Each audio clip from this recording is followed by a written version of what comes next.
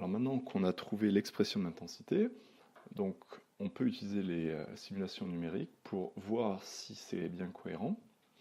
Donc ici, on a ce qu'on obtient sur l'écran pour donc, la distance des sources jusqu'à la lentille. En fait, on voit qu'elle ne rentre plus tout en compte. Ce qui compte, c'est la distance focale de la lentille. Donc ici, on a pris une distance focale de 20 cm suffisamment grande pour être facilement dans les conditions ici où ρ va être très petit devant f'. Donc on a pris du rouge, lambda égale 150 nanomètres, et on a pris donc un écartement entre les miroirs de 59 picrons. Et donc voilà ce qu'on obtient. On obtient donc des franges circulaires, mais ici beaucoup plus nombreuses que ce qu'on avait obtenu sans le système d'observation à l'infini. Et donc ici, on a changé un tout petit peu l'écartement entre les miroirs. Donc on voit on a changé de 0,5 microns, c'est-à-dire quelque chose de à peu près de l'ordre de grandeur de la longueur d'onde.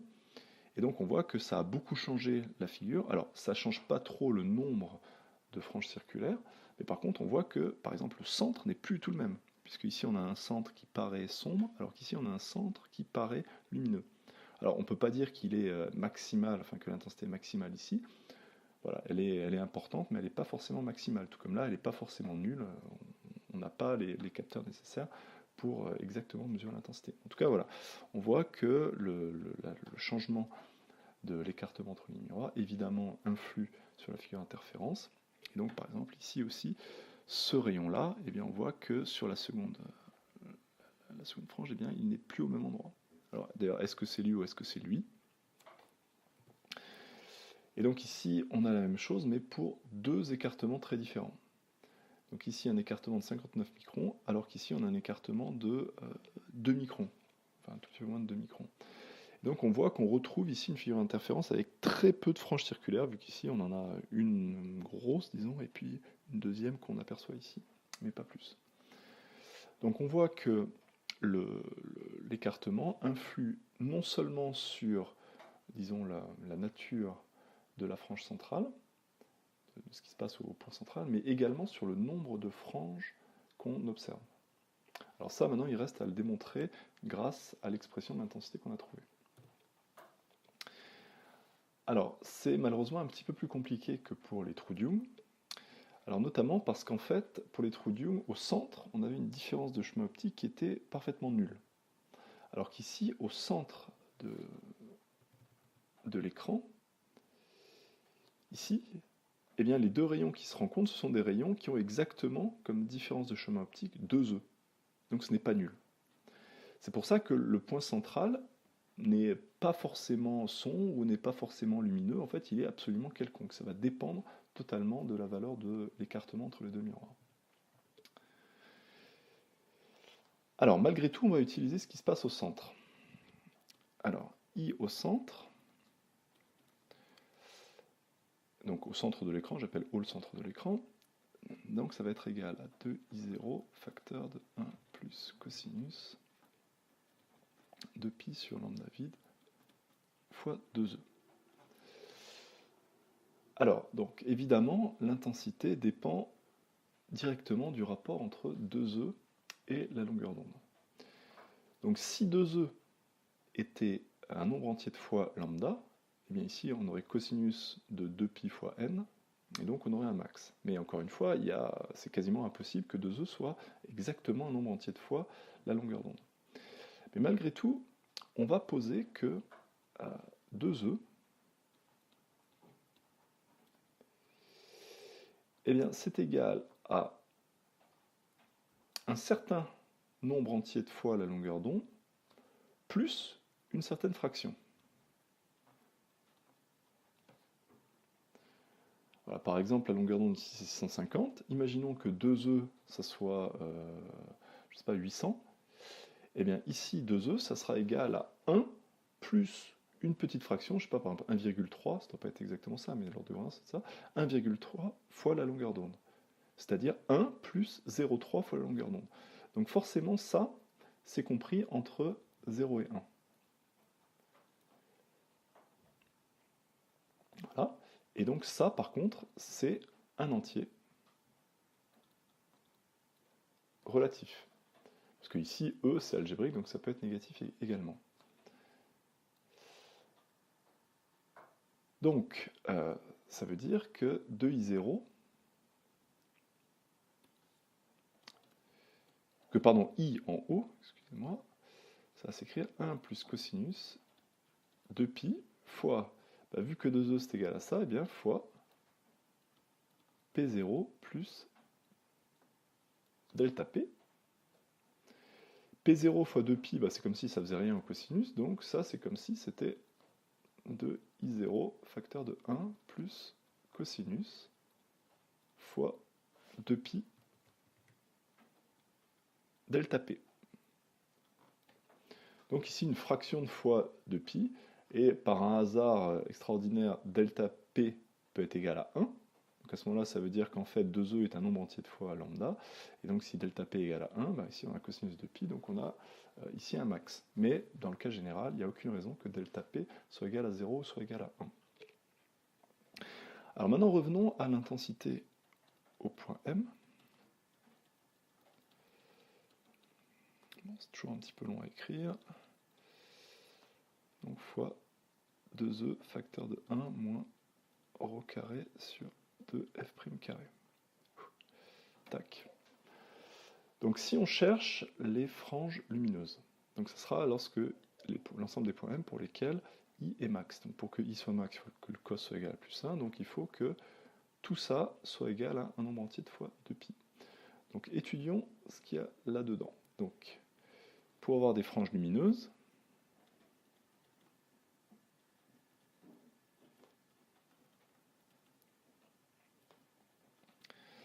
si, eh bien, 2e sur lambda vide fois 1 moins rho carré sur 2f' carré sera égal, eh bien, à un nombre entier, pour que ça fasse 2pi fois un nombre entier. Ce nombre entier, je vais l'appeler pi, et ici je vais appeler rho i les rayons des points M pour lesquels eh bien, on a une frange lumineuse.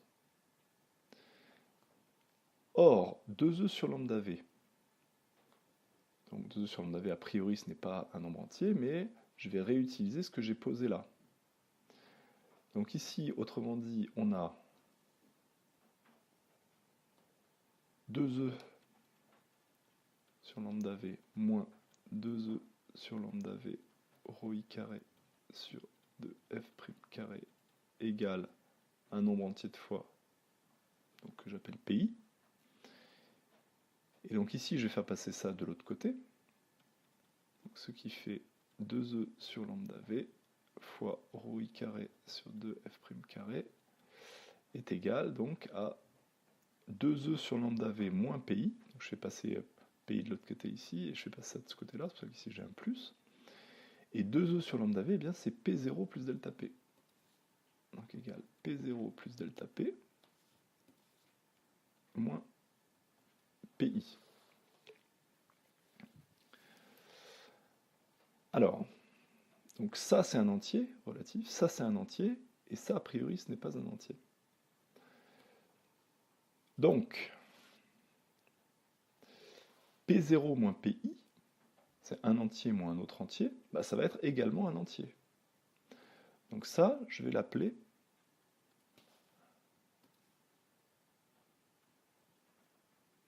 ça, P0 moins PI, eh bien, je vais l'appeler N, par exemple. Donc on obtient N plus delta P. Donc ici, P0, par exemple, ça peut être égal à 3508, parce que 2E, ça peut être très grand, donc 3508. PI, ça peut être égal à 3, donc ici, N, c'est 3508 moins 3, donc 3505. Mais on s'en moque, ce qui compte, c'est que ce soit un entier. Donc il faut que tout ça soit égal à N plus delta P. Donc finalement, ici, j'ai changé l'indice I en N, donc ici, je vais également changer l'indice I en N. Donc finalement, la condition pour avoir une frange lumineuse, c'est que rho i carré, donc je fais passer, alors du coup, pardon, rho n carré, sur 2f' carré, soit égal donc à n plus delta p, fois lambda v sur 2e. Donc on en déduit que eh bien, les rayons des points M qui correspondent aux franges lumineuses doivent être tels que eh bien, ρn soit égal à f' fois racine de 2 lambda v. Alors du coup le 2 va se simplifier. Donc de lambda v sur E fois n plus delta p.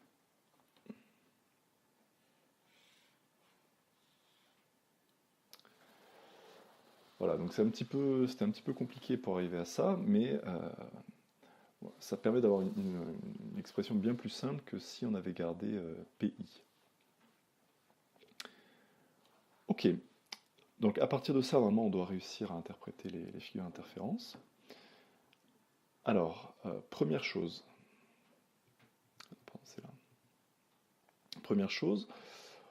on voit que l'espace entre les franges circulaires est de plus en plus petit. Donc ça veut dire que les rayons des franges circulaires augmentent de moins en moins vite. Ça c'est bon parce qu'on voit que ρn est proportionnel à la racine de n. Donc à un moment donné, n devient grand, donc n devient très grand devant delta p, donc ça je peux oublier. Donc il reste ρn proportionnel à la racine de n. Donc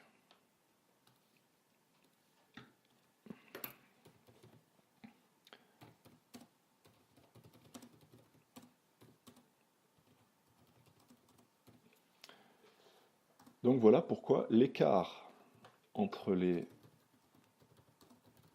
franges circulaires diminue au fur et à mesure. Parce que eh bien, le rayon n'augmente pas régulièrement, il augmente de moins en moins, plus on s'écarte du centre.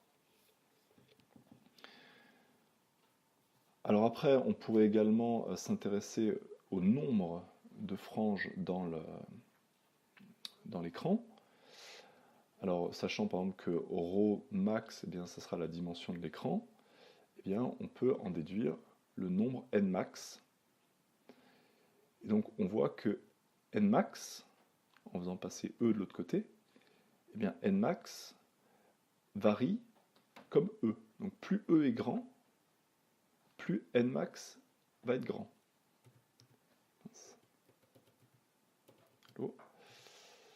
Pardon. Donc c'est bien ce qu'on voit là. Plus E est grand, plus le nombre de franges circulaires est grand. Donc ici E est tout petit, donc on n'a que 2 franges circulaires. Ici E est beaucoup plus grand, donc on a beaucoup de franges circulaires. Alors ensuite, je vous invite à regarder les GIF ou GIF, je ne sais pas comment ça s'appelle, que j'ai mis sur le site, qui sont en fait une animation lorsque on augmente petit à petit E. Et donc en fait on voit la figure d'interférence changer. Eh bien on voit que à ce moment-là, quand E augmente, eh bien les franges ont l'air de sortir. Alors d'ailleurs je peux le montrer rapidement.